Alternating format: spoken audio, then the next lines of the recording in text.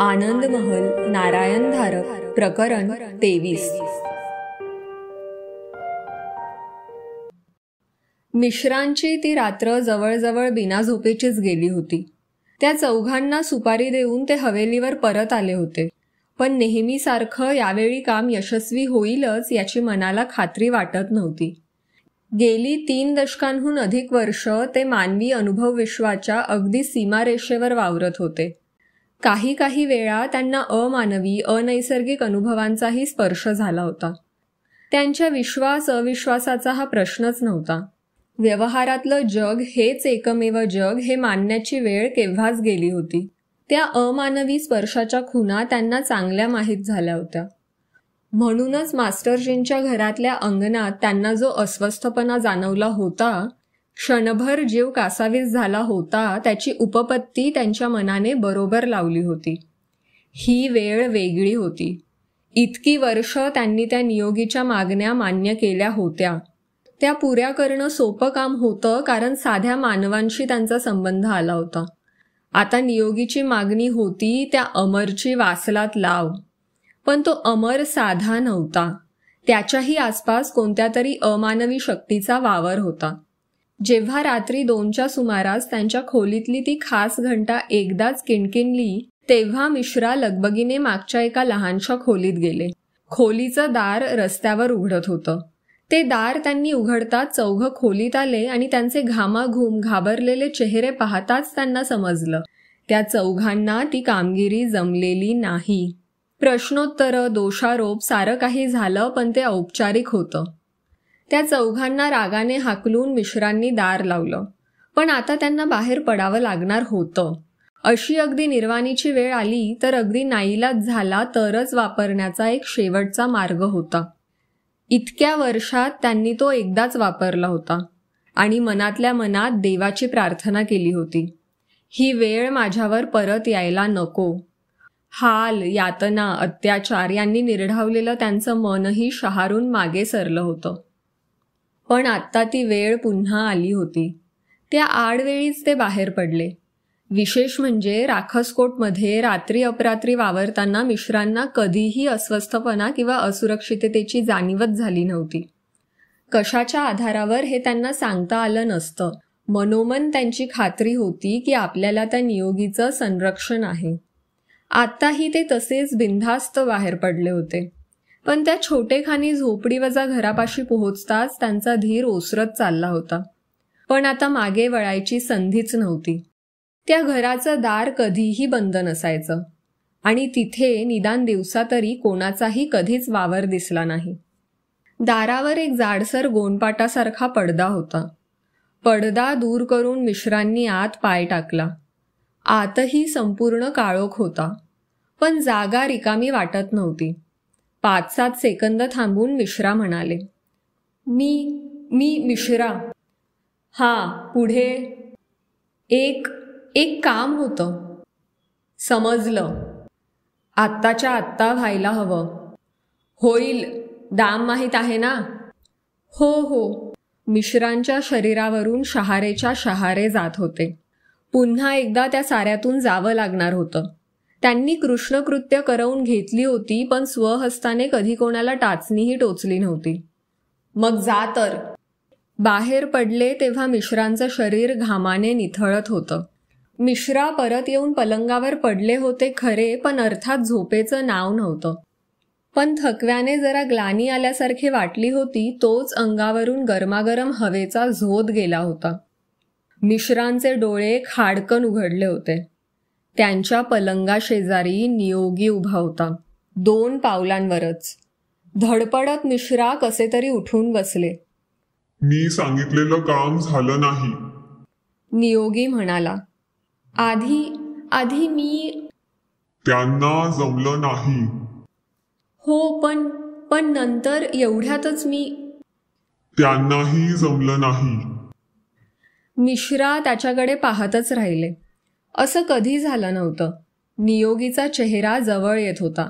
डोळ्यात संतापाची अग्निचक्र भिरभिरत होती। वासलेल्या तोंडातले दात किती मोठे, किती अणकुचीदार होते।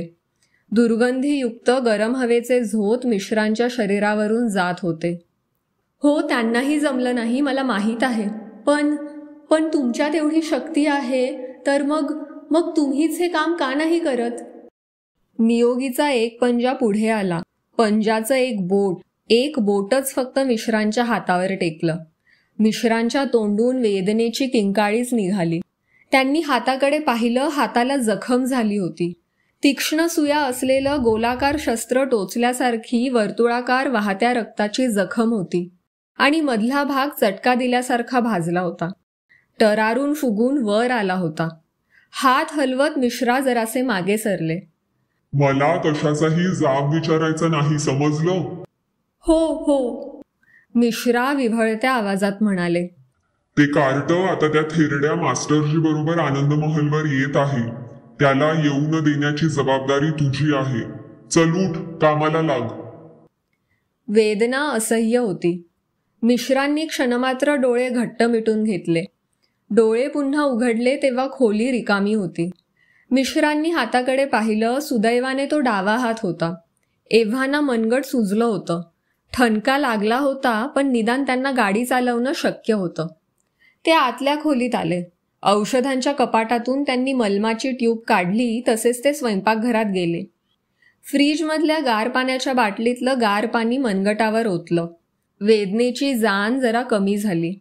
हात फडक्याला टिपून मग जखमेवर त्यांनी मलम चोपडलं आणि एका पांढऱ्या कपड्याची बँडेजसारखी पट्टी बांधली. बाहेरच्या खोलीत येऊन त्यांनी कपडे केले, गाडीच्या चाव्या घेतल्या आणि वाड्याच्या त्याच मागच्या दारातून ते बाहेर आले.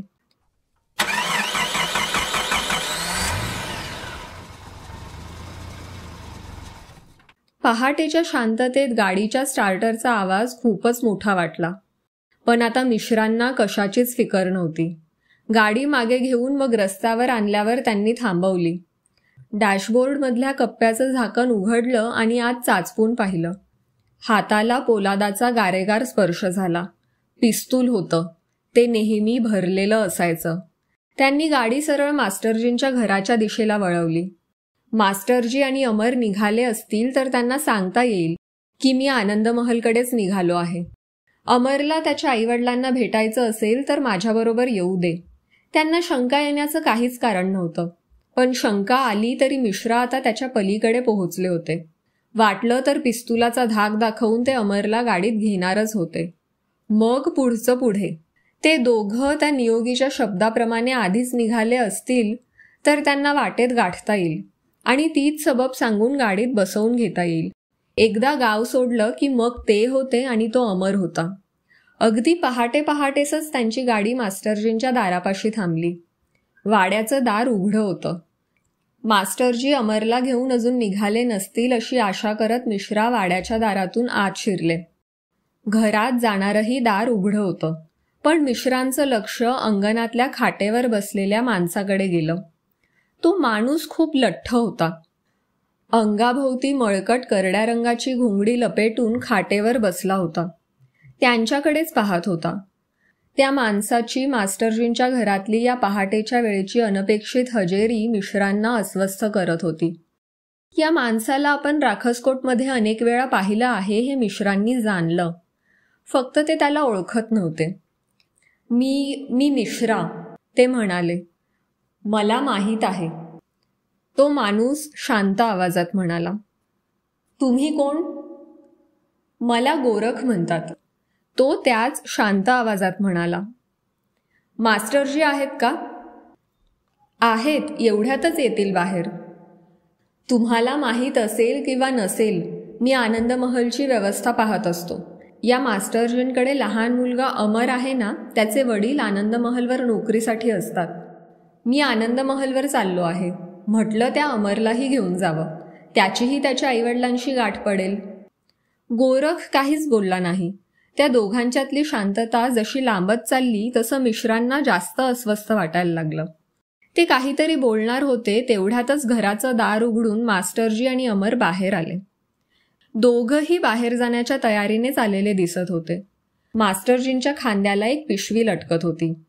अरे मिश्राजी, त्यांना पाहताच मास्टरजी आश्चर्याने म्हणाले. गोरख पुढे होत म्हणाला.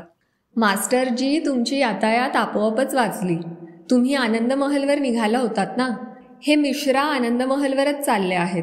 त्यांच्याबरोबर अमरला न्यायचा त्यांचा विचार होता. तुमची आपोआपच सोय झाली. तुम्ही त्यांच्याबरोबर जाऊ शकता. गोरखची उजवी बाजू मिश्रांकडे होती. त्याचा डावा हात मिश्रांना दिसत नव्हता. त्या हाताने तो मास्टरजींना जा अशी खून करत होता. स्वतःशीच एकवार खांदे उडवून मास्टरजी पुढे आले. वा वा मिश्रा, छानच झालं तुम्ही आलात ते. आम्ही येतो की. काम अपेक्षेपेक्षा सुलभपणे पार पडत आहे या समाधानात मिश्रा वाड्याबाहेर आले. त्यांनी मास्टरजी आणि अमर यांच्यासाठी गाडीचं मागचं दार उघडलं आणि ते दोघं आत बसताच गाडीचं दार लावून गाडीला वळसा घालून ते ड्रायव्हर सीटवर बसण्यासाठी पुढे आले आणि थांबले. तो गोरख आधीच पुढच्या सीटवर जाऊन बसला होता. तुम्ही? ते नवलाने आणि नाराजीने म्हणाले. मास्टरजींच्या बरोबर येण्याने आधीच काम जरा कठीण झालं होतं. त्यात ही आणखी नसती गुंतागुंत भरीत पडली होती. हो, मी त्यांच्याबरोबर आनंदमहलवर जाणारच होतो. आता तुमच्या गाडीतून येतो. गाडीला एक आसामी काही जड नाही, नाही का? मिश्रांना यावर बोलण्यासारखं काहीच नव्हतं. स्वतःशीच चढफडत ते गाडीत चढले. दार ओढून घेत जोराने लावलं आणि गाडी सुरू केली. वास्तविक पहाटेची वेळ गारव्याची. येताना त्यांना जराशी थंडीच जाणवली होती. पण आता गाडीत नुसतंच गरम नाही, गुदमरल्यासारखं वाटायला लागलं होतं. आदल्या संध्याकाळी मास्टरजींच्या अंगणात आला होता अगदी तसाच अनुभव त्यांना येत होता. ज्या अमरच्या येण्याने तो नियोगी अस्वस्थ झाला होता, भयभीत झाला होता, ज्या अमरला स्पर्श करण्याची प्रत्यक्ष त्याची सुद्धा हिंमत होत नव्हती, त्या अमरला आपण इतक्या सहजासहजी दुखापत करू शकू अशी कल्पना तरी आपण कशी केली? त्यांना समजून चुकलं की आपल्या मूर्खपणापायी आपण स्वतःहूनच एका सापळ्यात सापडलो आहोत आणि त्यातून सुटका नव्हती. कारण गाडी थांबवण्याचे, वळवण्याचे त्यांचे सर्व प्रयत्न अयशस्वी झाले होते. गाडी त्या एकाच सरळ मार्गाने चालली होती. जणू काही त्यांचा त्या गाडीवरचा ताबा त्यांच्याऐवजी दुसऱ्याच कोणाकडे तरी गेला होता. ज्या आनंदमहलमध्ये त्या नियोगीचा सतत वावर होता, ज्या आनंदमहलवर कधीही न जाण्याचं मिश्रांनी मनोमन ठरवलं होतं, त्याच आनंदमहलकडे त्यांची गाडी चालली होती आणि ते हतबल, असहाय्य होऊन नुसते पाहत होते. पुढे आनंदमहलमध्ये तो नियोगी होता, ज्यांच्या आज्ञेचं पालन करण्यात मिश्रा पुन्हा एकदा अपयशी झाला होता. आणि ते कमी होतं म्हणूनच की काय, बरोबर हा अमर होता, स्वतःबरोबर एक उत्पाती शक्ती वागवणारा. मागे ज्वालामुखी होता आणि पुढे वडवानल होता. अशा संकटात कोणी सापडलं तर केवळ देवाच्याच कृपेने वाचणार आणि मिश्रांपुरतं देवकृपेचं नावच काढायला नको. आयुष्यात त्यांनी कधी पुण्यकर्म तर केली नव्हती, उलट पापकर्माचा डोंगर मात्र स्वतःच्या डोक्यावर रचून ठेवला होता. आता त्यांना उमगलं, आयुष्याचा हिशोब चुकता करण्याचा क्षण आता येऊन ठेपला होता आणि आता त्यांच्या हातात काहीही नव्हतं. सूर्याची कड क्षितिजापासून वर येत असताना मिश्रांची गाडी आनंदमहलपाशी येऊन थांबली. मिश्रा आणि मास्टरजी दोघांना काहीच जाणवलं नाही. अमर मात्र तिसऱ्या मजल्यावरच्या त्या ठराविक खिडकीकडे पाहत होता. त्याला दिसत होतं की खिडकी सारखी उघडझाप करत आहे. एखाद्या भेदरलेल्या पक्षाने पंखांची फडफड करावी तसं. आणि गोरखला जाणवत होतं की आपल्या गळ्यातला गोफ जरा गरम होत आहे. गोरखची नजर आनंदमहलवर गेली. त्यांच्या मागच्या बाजूने क्षितिजामागून सूर्य वर येत होता. आनंदमहलचा सर्व दर्शनी भाग पिवळसर सोनेरी उन्हात उजळून निघाला होता. पण आनंदमहलच्या सर्व बाह्य रेषांभोवती एखाद्या धूम्रवलयासारखी गडद काळी सावली होती. आनंदमहलला पछाडणारी, आनंदमहलमध्ये वावरणारी अघोरी पाशवी शक्ती गोरखला या रूपात दिसत होती. मास्टरजी खांद्याची पिशवी सावरत खाली उतरण्याच्या गडबडीत होते. गोरखची नजर मिश्रांकडे गेली. इतका भयभीत चेहरा त्याने आजवर कधीच पाहिला नव्हता. एखाद्या शाडूच्या पुतळ्यासारखे मिश्रा जागच्या जागी खिळल्यासारखे बसून होते. गोरखने गोफावरचा हात काढला नाही.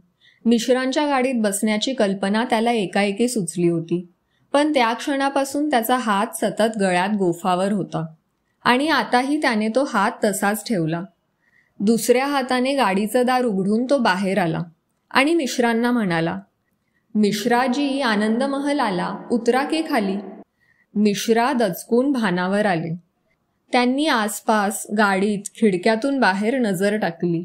एकदा तर त्यांचा हात गाडीच्या किल्लीकडे गेलाही, कदाचित अगदी शेवटचा प्रयत्न म्हणून गाडी सुरू करून तिथून पळ काढण्याचाही त्यांचा विचार असेल.